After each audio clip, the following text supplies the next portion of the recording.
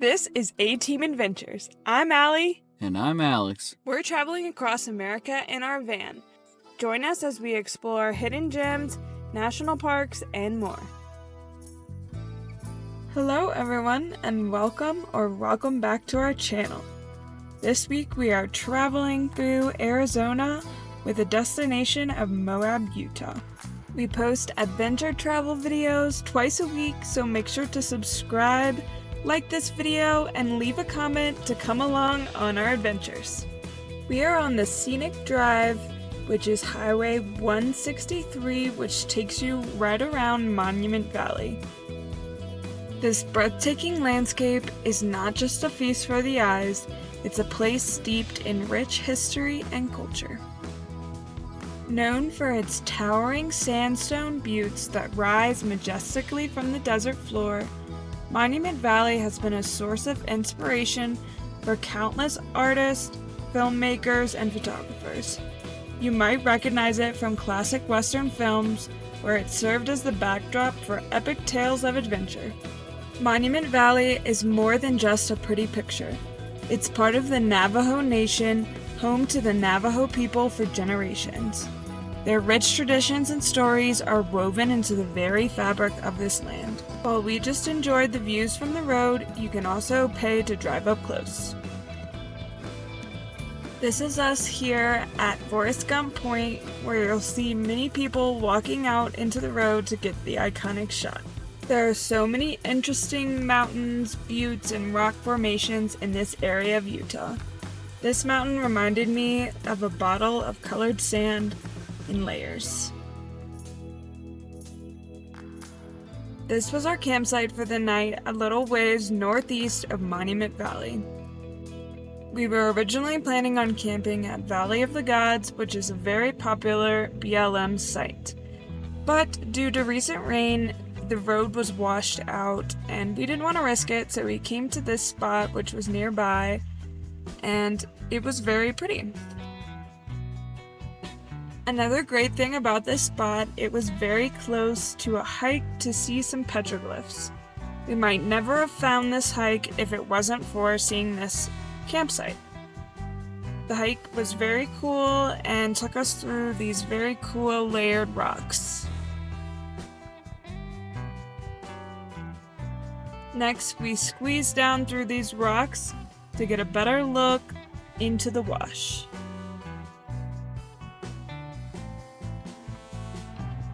The hike continues down into the wash along this canyon wall, and it is actually pretty short over to the panel.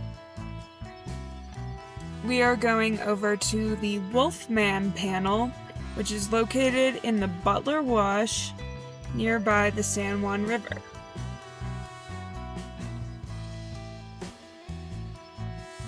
We made it over to the beautiful, well-preserved petroglyphs, other than the few bullet holes, but it is so interesting seeing the art left by the ancestral Puebloan people.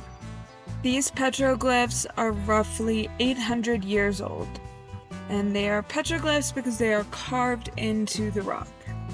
I have read some mixed things on the internet on why this is called Wolfman Panel. Some believe it's because there's a man and there's a wolf paw print. Others think this particular carving is the wolfman.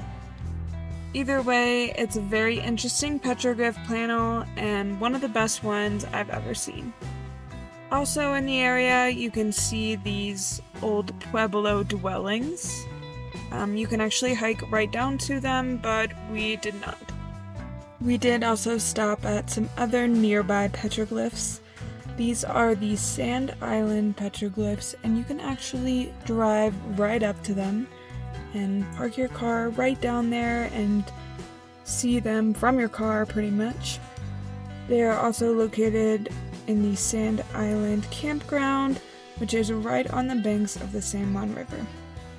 These petroglyphs date back thousands of years and were created by the ancestral Pueblonians and other Native American cultures.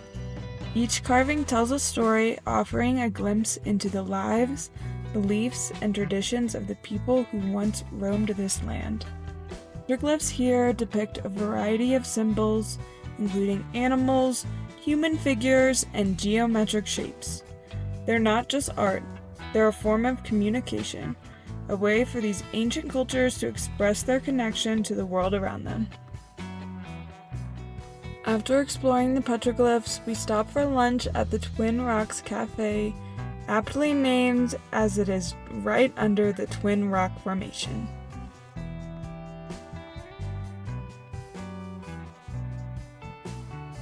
We hit the road again and made it to Moab, Utah. And the first thing we did was drive up the Sal Mountains to find a campsite.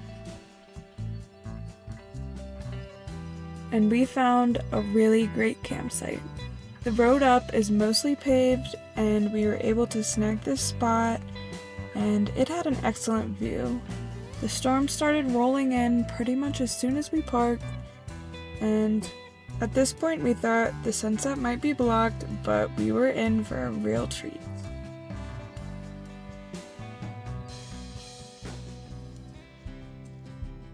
The clouds were moving and the sunset colors started coming on. There was lightning and beautiful sunset clouds at the same time.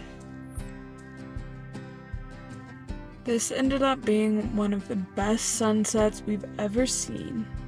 We stayed at this spot for a few days, so we were in for quite a few really great sunsets. But this one with the storm was just really epic.